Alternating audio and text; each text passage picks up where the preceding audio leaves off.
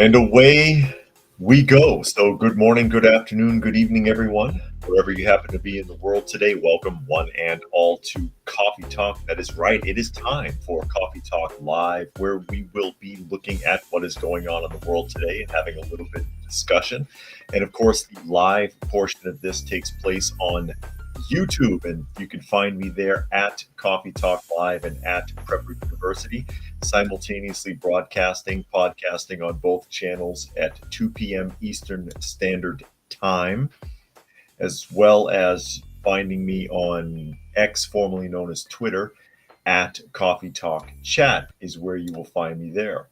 And then, of course, you can't forget Fistful of Radio. Somebody missed that the other day or yesterday. Fistfulofradio.com, podcasting out of Atlanta Monday through Thursday at 4 p.m. Eastern Standard Time and Friday at noon, if you wanted to look for me there. So we'll get ready to launch off here in a moment, naturally. In the live portion, I do try to read through as many of the comments as is reasonable, so the people who are listening and not able to see can keep up with the conversation. I'll go ahead and acknowledge some of the people that have chimed in thus far. I see Helter's here today, as well as Dragon. Brian is here, Cyberjack Sr., Joshua, and Carrick have chimed in thus far, as I say, to say hello. Glad you could make it today as we wait for a few more people to pop in. I know, and there's people that watch and don't want to say anything, and that's fine. That's fine with me. Hopefully you just get something out of the conversation as I prattle on here and I take a look at snippets from the news and read through and have a little bit of discussion here, throw some opinion and some sarcasm into it, because you may as well have some fun with it. The news is ridiculous and miserable, but if it was all good news, no one would pay attention to it. And that was attempted. I've mentioned that before. I forget, in the days of radio, when radio was king, once upon a time, like in the 20s or 30s, I want to say, I don't remember the exact date, obviously, good news. And they, for the term that broadcast, they would talk about only really nice things. Nobody tuned in. Nobody wants to hear that. They want to hear all the bad stuff. But there's plenty of bad stuff to go around, and we'll take a look at it somewhat here today. And first article, this is old news, but it's making the rounds. First one I'm going to pull up here, and this is a local Atlanta article, but you can find an article similar to it in several large cities across the country. So this happened in Denver. This happened in Dallas. This happened in a few places, and it involves the IRS and something that happened right before the deadline. So this is a Fox 5 Atlanta article that I'm about to pull up, and I'll tell you why I'm reading it here. Like I said, it's making the rounds now, like pretty much a week.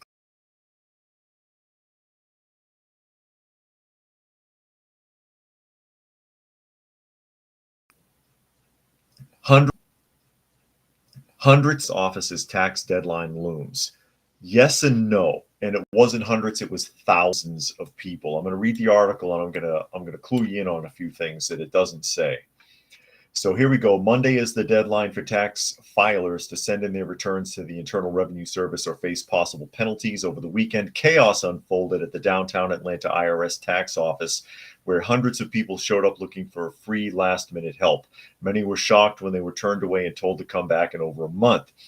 They saw all of us here and they closed early, residents told Fox 5's Eric Mock. The line wrapped around the building at Atlanta's IRS office on Saturday, with some people arriving early in the morning in the hopes of getting help ahead of the deadline. The federal agency has a series of once-a-month walk-up events to help taxpayers without appointments. The doors on West Peachtree Street were set to open at 9. Many people told Fox 5 they had to take off work to bring their children with them to wait for hours in line. And the IRS said they were going to hold the event from 9 to 4, but frustration overflowed after the doors closed hours before the scheduled stopping point. Atlanta police officers were called out to inform the crowd that no one else would be seen and that they would have to come back on May 18th. This is not exactly true. This is misleading. They're not telling you the whole truth here. And I'm going to tell you what actually happened. And it happened in major cities in different places in the United States. I know Dallas had a huge problem. I heard Denver had a problem. Catching up a couple more comments. Urban Angst has joined us, as well as Boogers. And D'Lo is here. And then Brian says, other people want to ignore the bad news and live out in the fantasy, utopian, positive worlds of sunshine, flowers, and rainbows, rather than admit something is wrong in the world. Yeah, exactly. But what's actually happened is that these people were out here waiting, and it was not hundreds, it was thousands, and the line was like 4 blocks long. Thousands of people were turned away. There were thousands of people out there. They got a notification to come in. They weren't just looking for free help or whatever at the deadline. They were informed either by email or by letter that they needed to come in and verify themselves in person. That's what happened. Okay, and that's not what this article is telling you. They got a notice. We need you to verify your identity and the identity of your dependents. And the speculation now is that they're delaying making the payments because the government doesn't have the money. This is why this is recirculating now, because people are starting to realize, hey, wait a minute, these weren't local events. This happened across the country. Okay? And let me close this window. This happened across the country on at the day of the deadline. So why would the IRS need a bunch of people to come in and verify their identity in person? Okay, because they tried calling. There were people that were spoken to, interviewed, and they were like, I tried to call. That doesn't work. You can, if you don't mind sitting on the phone for 3 hours waiting for someone to answer, and then have them tell you that they can't tell you anything over the phone, you can call the IRS. It's mostly a waste of time. They don't have to give you advice. They don't have to give you advice on your own case. It's very difficult to work with them. I know. Trust me. I'm going to speculate a little bit here. And of course, my speculation is based on personal experiences and things that I've observed. I'm willing to bet. And if you go and you look at video footage of these people, these are not people who took work off and showed up. I bet you that the majority of them are waiting for an EIC check, that they're getting earned income credit checks, okay, which is big money. And it's big money, and it's not from the IRS. The IRS, I've talked about this before, the IRS oversees earned income credit, okay, for the federal government. And the EIC program is a program that's taxpayer funded that gives a stimulus check called earned income credit through the IRS to low-income individuals who have dependents, okay? And there is a cap to it, and there is a scam associated with it. And I'm willing to bet that this is why the IRS wanted them to identify themselves in person and wanted them to identify also dependents, okay? Now, I'm gonna give you a hypothetical situation. I don't know exact numbers off the top of my head, but I've seen this done. Okay, I've seen it done. Here's how it works. Let's say you earn, and again, hypothetical numbers. You earned $7,000 last year.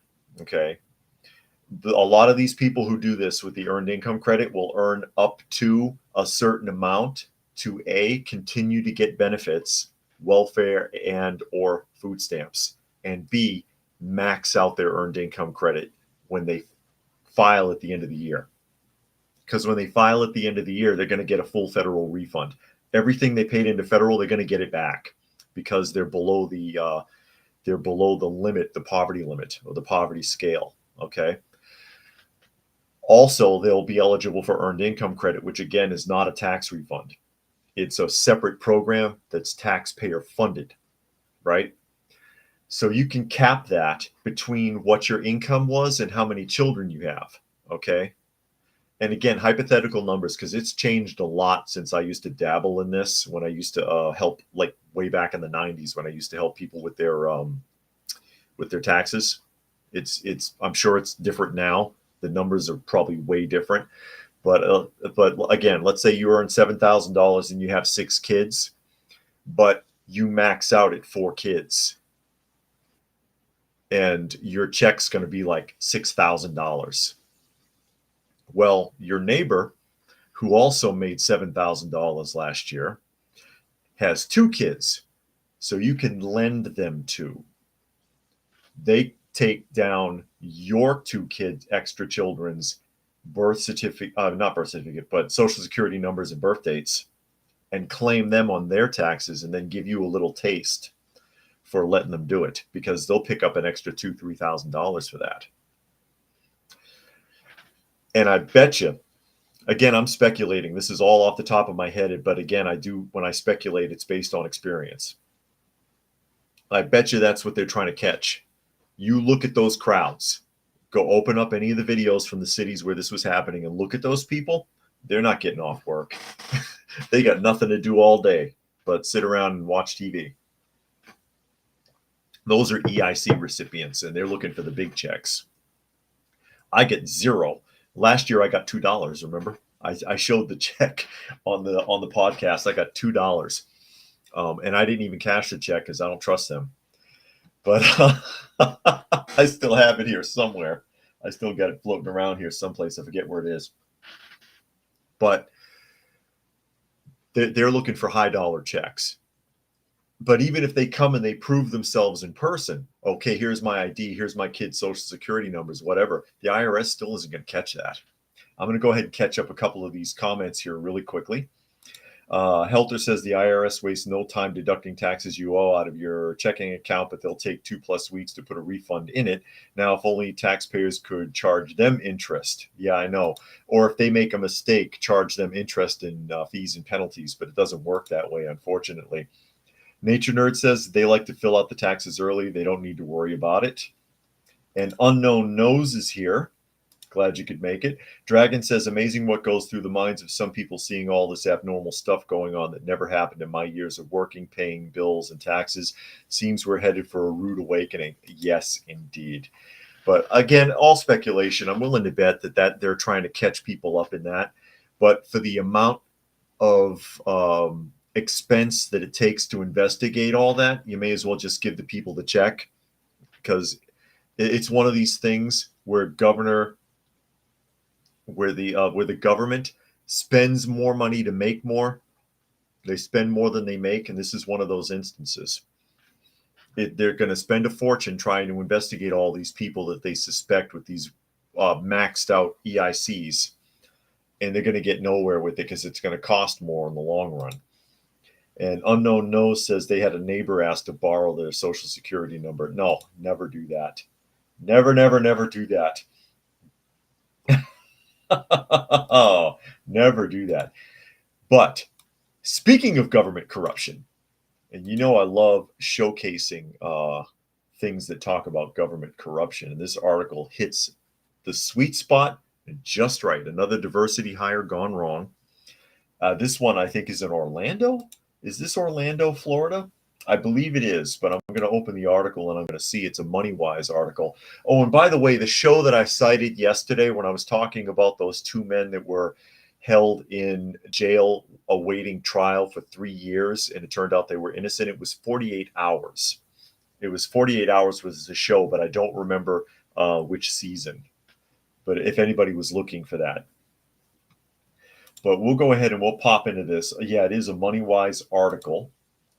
And we got another dirty, shady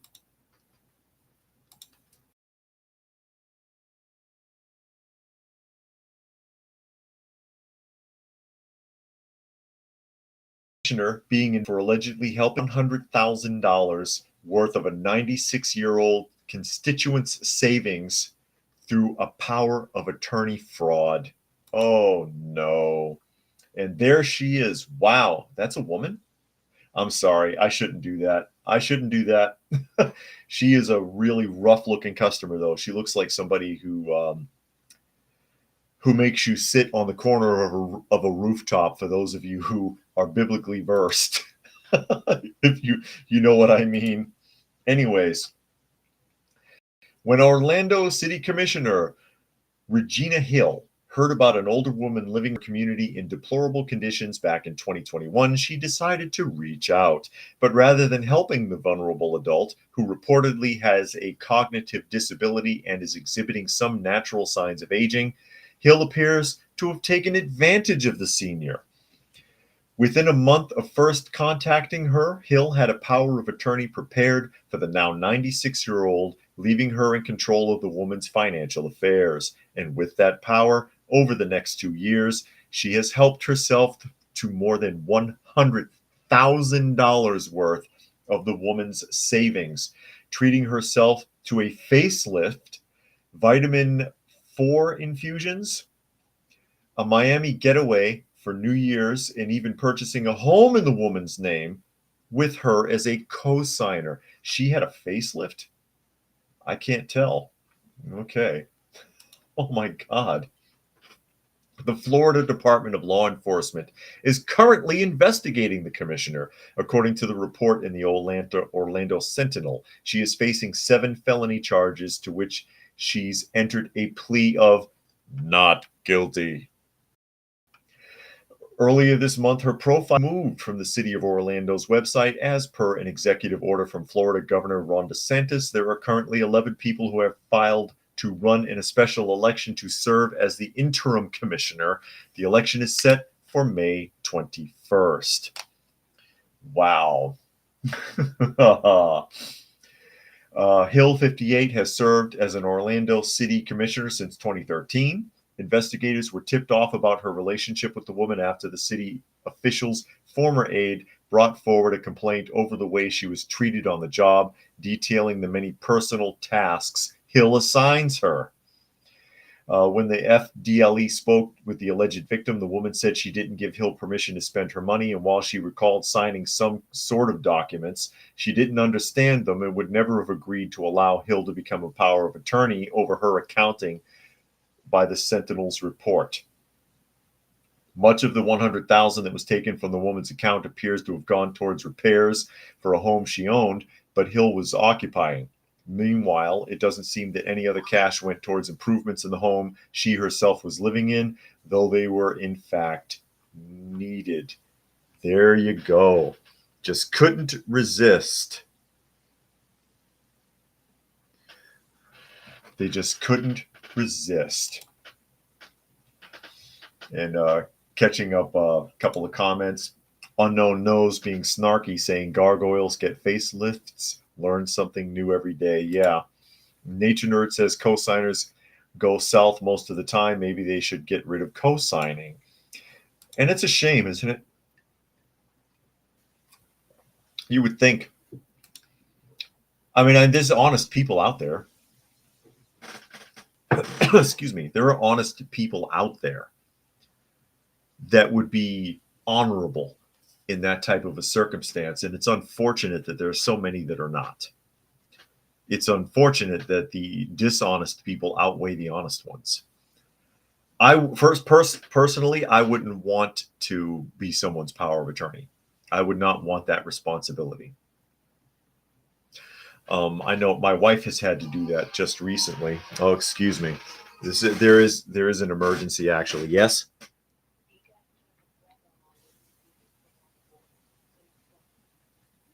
In the front. What do you mean? Oh my God. All right. Okay. All right. Yes. All right. I apologize for that. I've got to turn water on. We've had a water main break. I know this is a little odd for me here. There's a water main break outside, and it's on our side, unfortunately. And I just got a message that they need me to turn the tap on really quickly here. So I'm going to rush and do that. I apologize.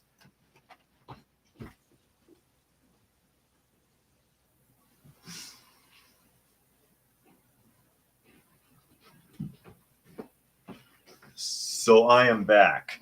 But yeah, we had a water main break. It's on our side, unfortunately, which means it's going to be expensive. And they got the they're out there doing the repair, and they have asked me, or like my wife. That was my wife actually just now on the phone, because she she was trying to handle it remotely for me to not interrupt the podcast. So I'll text her back that the water is on so they can test that. And I'll catch up here. It says Helter says Hill has 21 prior arrest convictions, and yet the people voted her into the commissioner's position. Yeah, there you go. And Nature Nerd says unbelievable to steal 100,000 and buy a house in a stranger's name. There's no limits. There's no limits to how low people will go. And I've got a story here that I pulled up. It's actually from Brazil. It's a story from Brazil that 100% emphasizes exactly what I'm talking about. If you didn't see this story, this is proof that truth is stranger than fiction. That truth is stranger than fiction. This story will knock you out. Dragon says she needs to get her money back from the so-called plastic surgeon because the facelift didn't work. Yeah, she does look a tad beastly, does she not? Is this the one? Yeah, this is nuts. I was saving this one for later, but it ties in with what we're talking about here perfectly. Oh, by the way, Dusty, keeping me company in the background here. For those of you who did not see Dusty, there she is, sitting there. Oh, yeah, Monkey, that's where we're going. That's where we're going. Monkey's ahead of me on it. This ties in exactly. How low will you go? How dirty will you be? You know what I mean? How dirty can you be?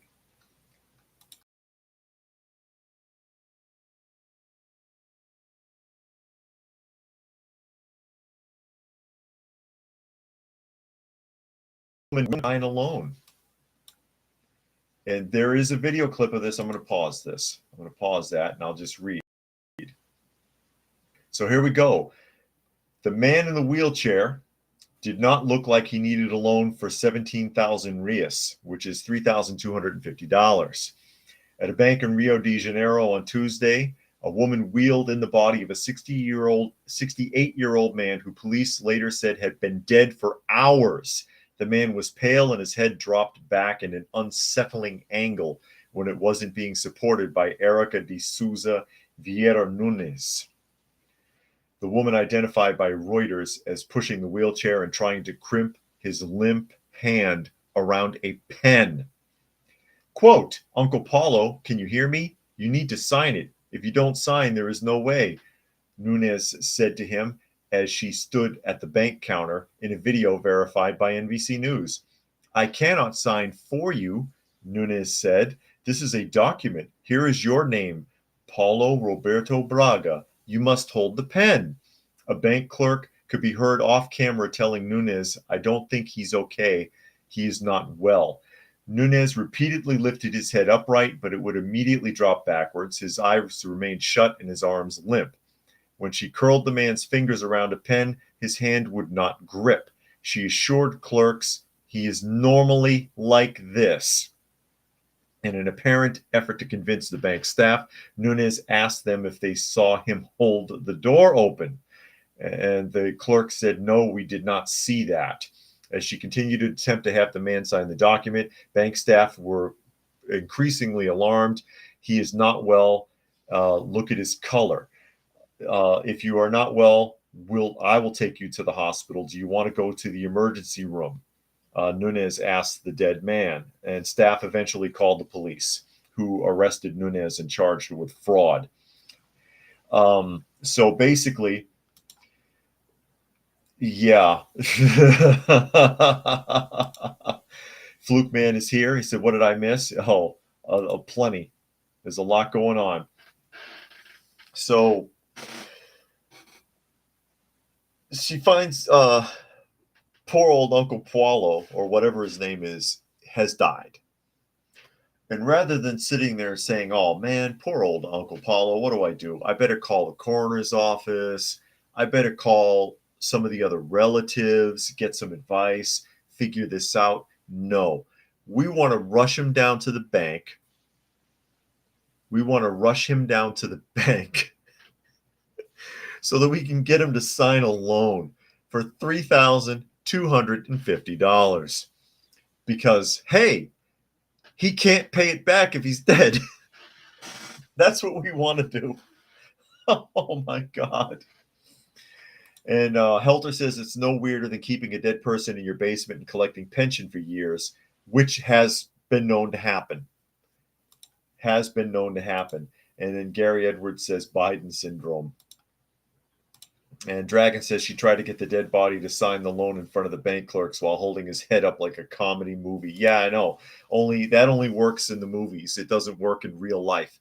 There was obviously something very wrong with this man, and the staff were disturbed by it. They were like, wow, this guy does not look good at all. They didn't know he was dead, but he's limp. He's pale. There's no way this guy's signing a loan. Maybe we ought to call the police and have them take a look. And when they checked, he was dead. And when they got him to the coroner's office, they found out that he had been dead for some time. He had been dead for a while. What are you going to do? Well, you're going to arrest her because that's just evil. How bad do you need $3,000? You're going to exploit a corpse. I tell you. And Gary Edwards is worried that he'll still vote Democrat. Yeah. Well, and yeah. I was going to say he's in Brazil, but I don't know if that counts. Are they? Yep. I'm going to leave you for a second, one more time, to shut the water.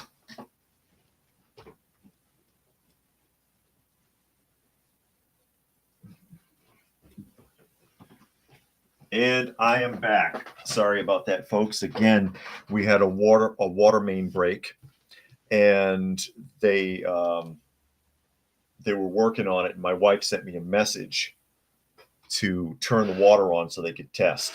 And so I just went to shut it up or shut it off. Just went to shut it off.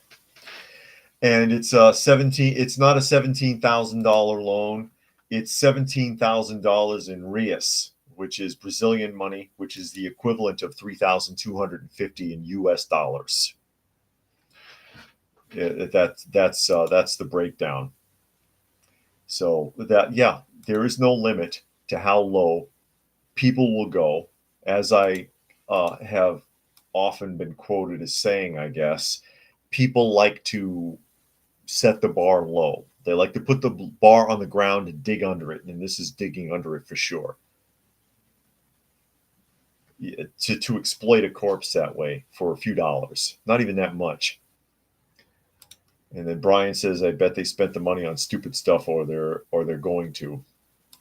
And indeed, but there you go. Another story, following up on a story we talked about yesterday. Yesterday we talked about the Chinese in the Beijing half marathon cheating, aiding their top Chinese marathon runner in winning the event, but it's been exposed because one of the camera angles, they were able to see the hand gestures of the three African runners that were hired to set pace for this guy. And they allowed for him to pass. And now all four of them have been disqualified. Well, this is leaked into something bigger. And it goes back to the Olympics in 2021. And so this story is circulating this morning. And it's kind of interesting how much China cheats and how much they get away with, because they got away with this. There's been no repercussions, and this is a Sportskita article. Chinese doping case, everything that led to the event that shook the swimming world. This is just coming out, okay? 23 Chinese swimmers reported to have been involved in a doping case after they tested positive for a performance-enhancing drug 7 months before the 2021 Olympic Games in Tokyo.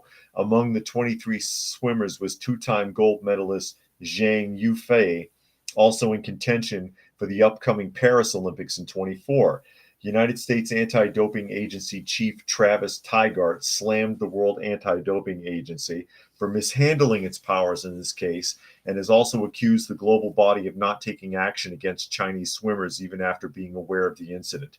Moreover, American officials and other doping experts have also stated the accused swimmers should have been suspended or publicly identified.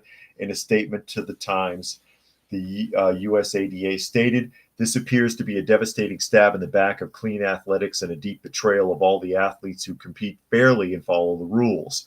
All of those with dirty hands in burying these positives and suppressing the voices of courageous whistleblowers must be held accountable to the fullest extent of the rules and the law."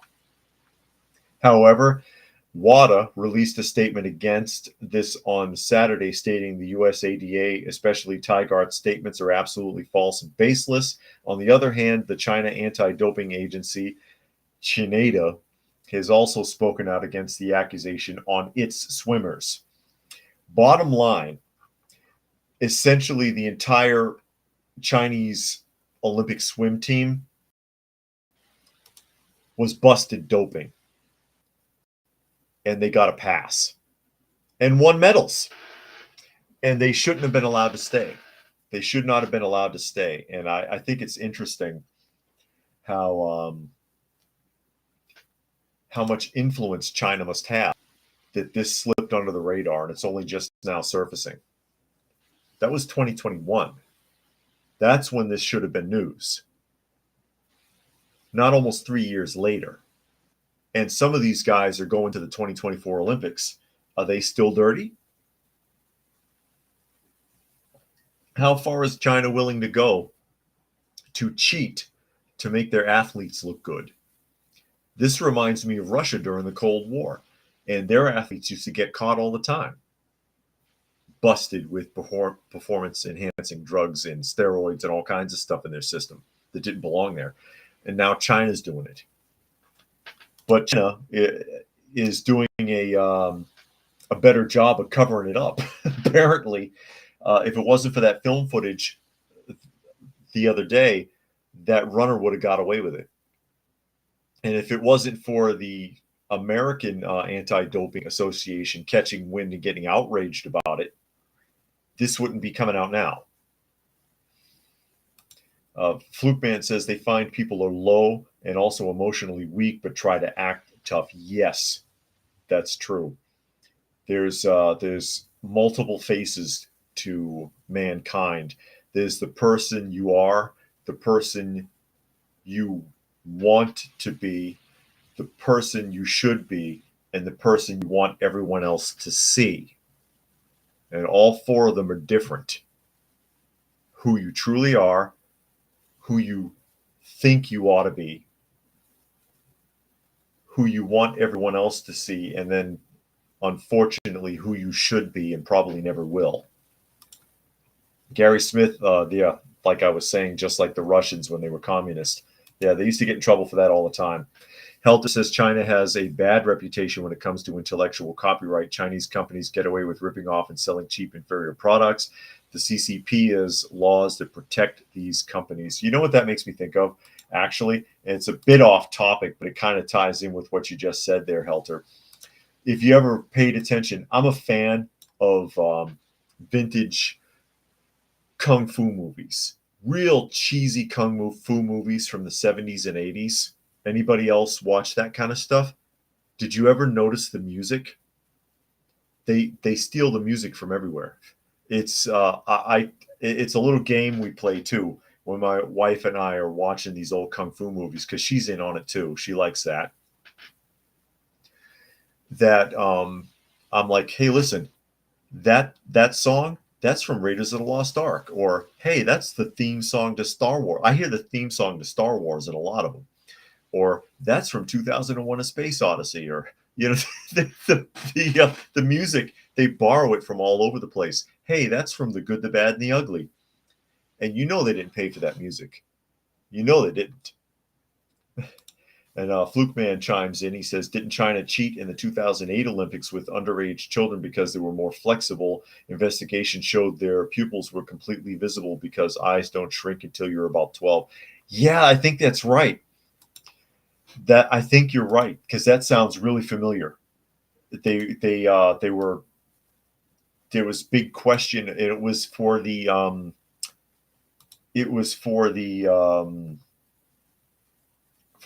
what do they call it? What was the competition?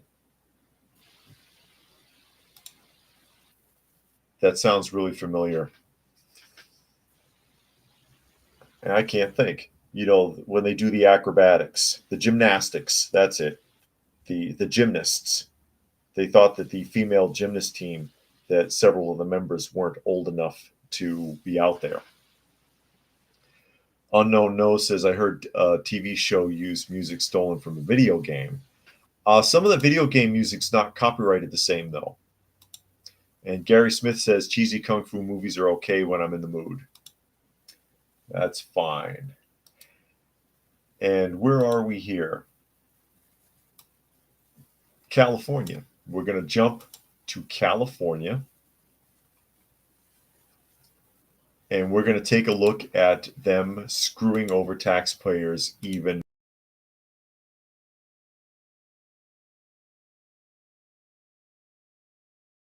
up. And here's an example of it. And this is from the Center Square. This is an article from the Center Square. And it says California Unemployment Fund insolvent due to a $55 billion fraud, and that businesses have to pay for it. Yeah, they're going to sweep this under the rug. You're not getting that $55 billion back, California. It's gone, and they can't account for it. California's unemployment insurance fund is structurally insolvent due to a $55 billion in fraud and overpayment during the C virus, leading to a growing $21 billion unemployment benefit loan from the federal government the state is unable to pay. While the state seeks loan forgiveness from acting United States Secretary of Labor, who was California's Secretary of Labor during the C virus era and oversaw the state's fraudulent payments, including nearly $1 billion paid to felons in prisons filling out fraudulent paperwork while they were unemployed, California Democrats have proposed quintupling unemployment insurance taxes and doubling unemployment benefits. In 2020, California borrowed $17.8 billion to continue payments from its unemployment insurance fund, a number that is projected to reach $20.8 billion by the end of 2024 due to insufficient payment charges. With unemployment projected to grow from 804,000 Californians in 2022 to 930,000 Californians by 2025, benefit payments are projected to grow, barring any legislative change, from $5 billion in 22 to $6.8 billion in 25. That's 2025. While California's unemployment insurance fund already faced poor solvency before the C virus crisis, $55 billion in fraud and overpayments have led the state's nonpartisan legislative analyst office to declare the program structurally insolvent. And I wonder where, they're sitting there, our government is sitting there saying we need to let all these illegal aliens in because there's so many jobs available. And you're sitting here telling me that your next projection for unemployment is nearly 1 million people in California. That's number one, okay? And it's going to be higher than that because of the minimum wage increases in California and that law. Secondly, they're trying to declare it structurally insolvent. That's the equivalent of a government agency declaring bankruptcy. Basically, they're going to say, we're not paying this back. That's what that is. And they want to quintuple, as was pointed out here, to recover some of this money. They want to quintuple, that is, charge 4 times what they already are for unemployment tax insurance. And for those of you who do not own a business or never owned a business and don't understand how that works, essentially, essentially, when you own a business and you have more than a certain number of employees, and if I remember correctly, it's 9.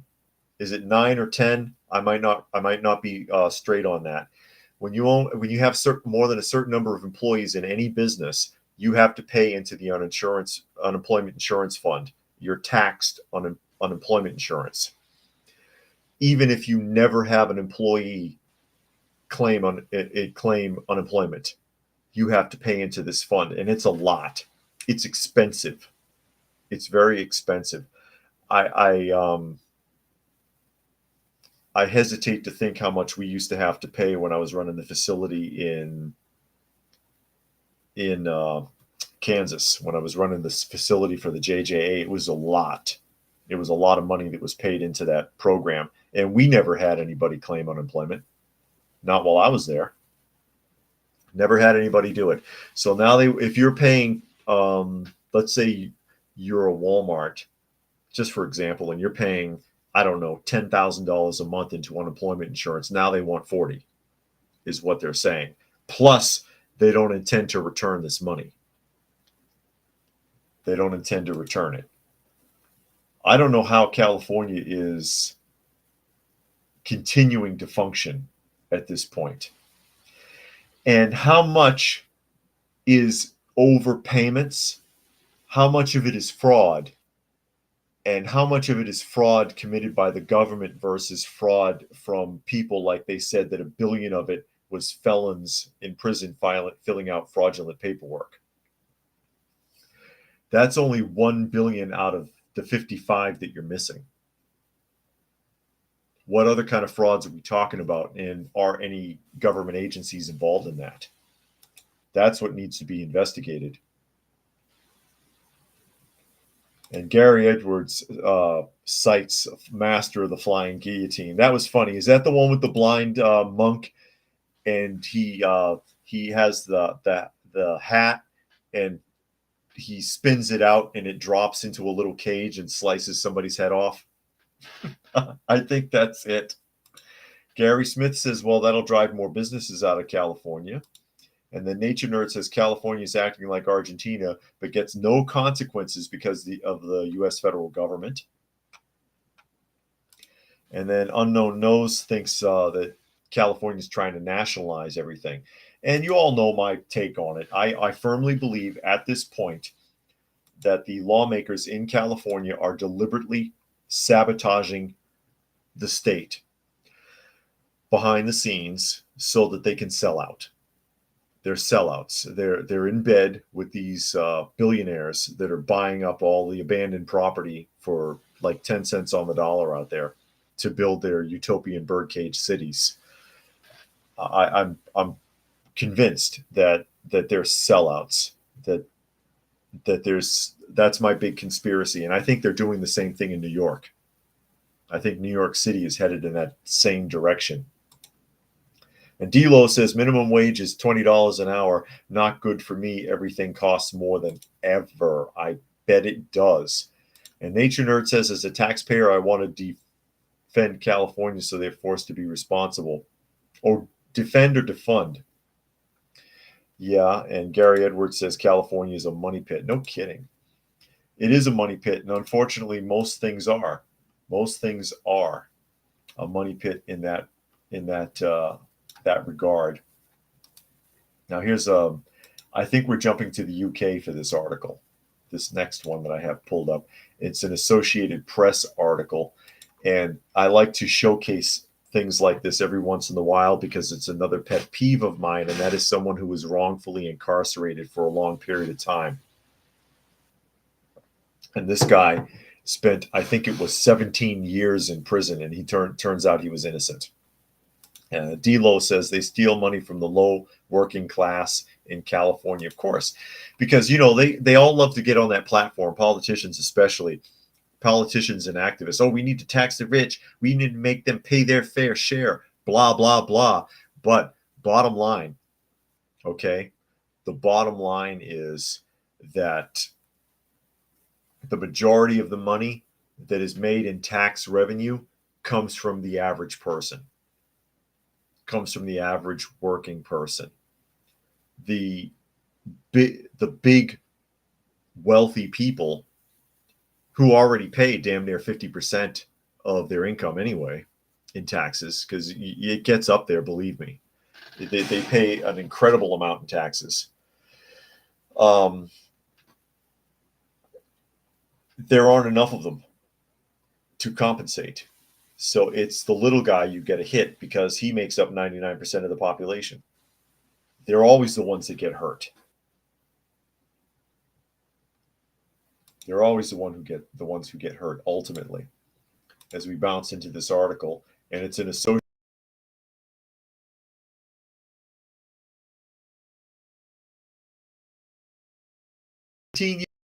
For a crime. He did the apology from the UK review body. I would too. Screw you. You had me in jail for 17 years, and this is him. Is that him? Yeah. Andrew Malkinson. All right. So here we are. British man who spent 17 years in prison for a rape he didn't commit, dismissed an unreserved apology on Thursday from a review body that twice turned down his attempts to have his conviction referred to the courts of appeal. Andrew Malkinson, 58, had his conviction quashed last July by the appeals court after DNA evidence linked another suspect to the crime. He had appealed to the Criminal Case Review Commission, which investigates potential miscarriages of justice, on 2 occasions. In 2000, the first one in 2009, and was rebuffed both times. Following an independent review of its involvement, the commission's chair, Helen Pitcher, said it was clear that the body had failed Malkinson. The review has not yet been published, rather. For this, I'm deeply sorry. I have written to Mr. Malkinson to offer him my sincere regret and an unreserved apology on behalf of the commission, she said. Nobody can ever begin to imagine the devastating impact that Mr. Malkinson's wrongful conviction has had on his life, and I can only apologize for the additional harm caused to him by our handling of his case. Malkinson said he felt vindicated by the apology, but that it is too little, too late. The CCRC's delay in apologizing to me added significantly to the mental turmoil I'm experiencing as I continue to fight for accountability for what was done to me, he said in a statement issued on his behalf by Legal Charity Appeal. The CCRS's failings caused me a world of pain. Even the police apologized straight away. A watchdog is also looking into Greater Manchester Police, which was deemed to have withheld evidence. Doubts also emerged over some of the testimonies of the prosecution witnesses at Malkinson's trial in 2004. The British government is also carrying out an inquiry into a miscarriage of justice. Malkinson also reiterated his call for Pitcher to be fired, urging the UK's Justice Secretary Alex Chalk to bring in new leadership at the body. The CCRC should be led by people with empathy, humility, and a track record of fighting injustice, Malkinson said. So basically, he was found guilty, put in prison. Evidence arose that demonstrated that he may have been innocent. He put in a petition to appeal twice, and they refused to hear him. And then finally, it was forced, found out through DNA evidence, okay, yes, indeed, this guy is innocent. Let him go after 17 years in prison. And yeah, Malkinson doesn't want their feeble apology. I wouldn't want it either.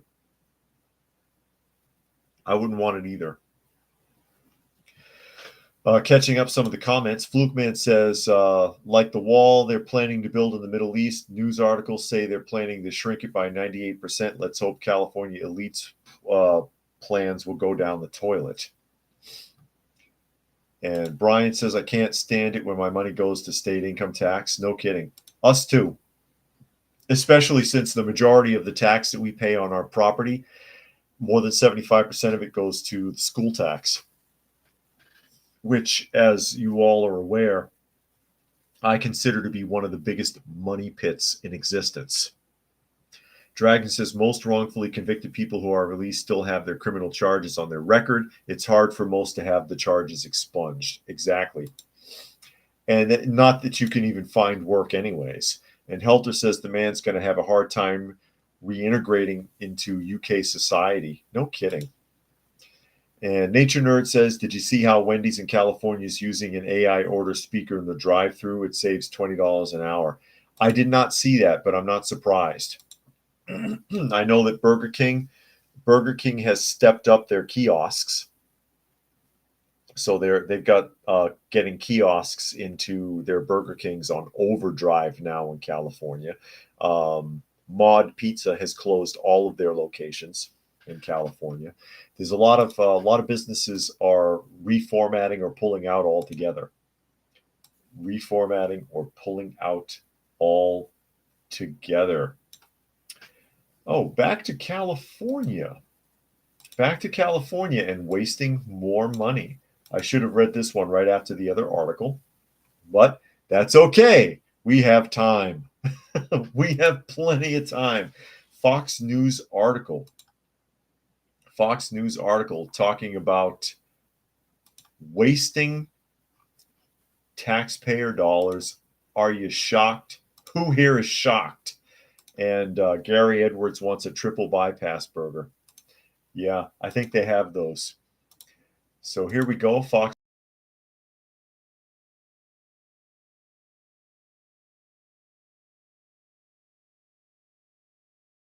Home housing project after billions on the crisis. So an audit showed that they wasted billions of dollars on the homeless. So what do?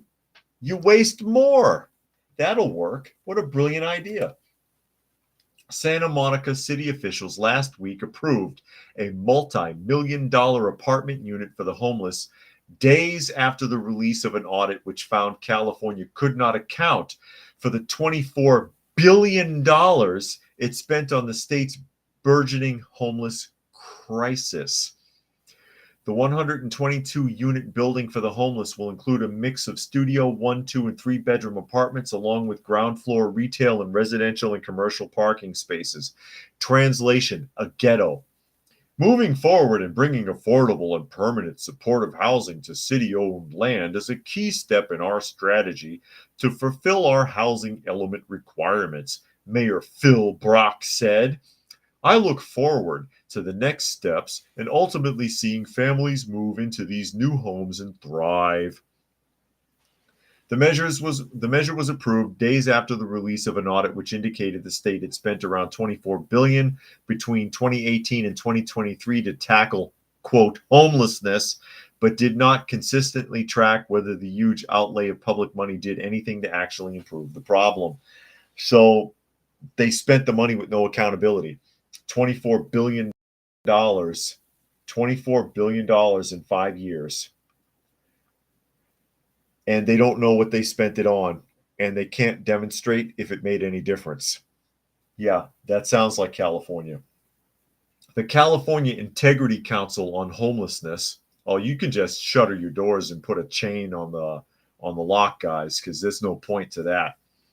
The agency responsible for coordinating agencies and allocating resources for the homeless programs blamed local governments for the problem, saying these municipalities must be held more accountable. Excuse me, that's your job. You're supposed to keep track of where and how the money is spent for the municipalities. That's what the California Interagency Council on Homelessness is for. I love it. I love how they point fingers. Fox News Digital reached out to Santa Monica officials questioning how the city will ensure funds are spent efficiently in light of the audit's findings. A city spokesperson said the state, like many other places, is experiencing a housing and homelessness crisis, and all cities across the state are required to adopt a housing element that includes affordable housing. So they didn't answer the question. They didn't answer the question. And the problem here is that after this, after they failed to account for $24 billion, they're going to build a housing project with 122 units that's ultimately going to cost $1 million per unit. This is a $122 million project for now that they approved after we're not able to account for $24 billion in spending for the last 5 years. Where'd that money go? Whose pockets is that money lining? Where's it going? Flukeman says, reminds me of Jerry Colon. They made the movie in the name of my father. He spent 15 years for being an IRA terrorist, and he got 200 to 500,000 in compensation. And Dragon says, homeless industrial complex is a huge racket. Solving homelessness is bad for business. And Helter said, Californian homeless agencies and nonprofits do nothing to reduce homelessness or drug abuse within the population. However, they're paid very well. I bet they are. And Flukeman said, didn't California's governor say he'll spend $2 billion to abolish homelessness back in 2016?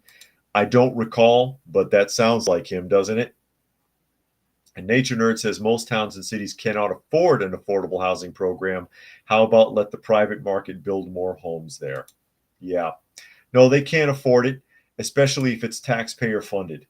And then it always backfires anyways. We've seen these homeless complexes and housing projects and low and affordable housing projects and other buildings put up across the country. We've seen it for decades. They always fail because the people they put in there destroy the places, and you get to a point where the city can't afford to keep them up anymore.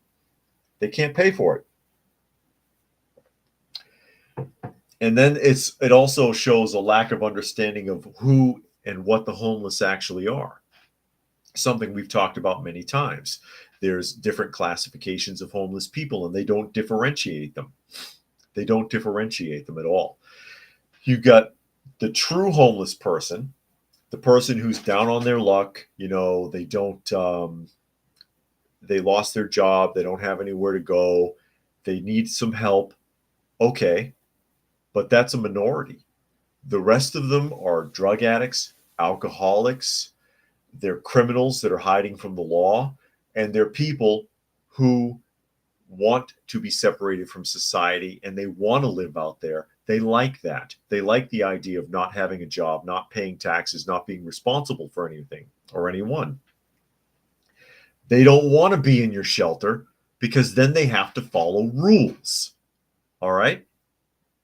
And of course, there's some mentally ill people out there, which they should be institutionalized, a lot of them. But we had a crack up of that decades ago where various states closed down a lot of institutions and put those people out in the street. And some of them are dangerous. Some of them are dangerous.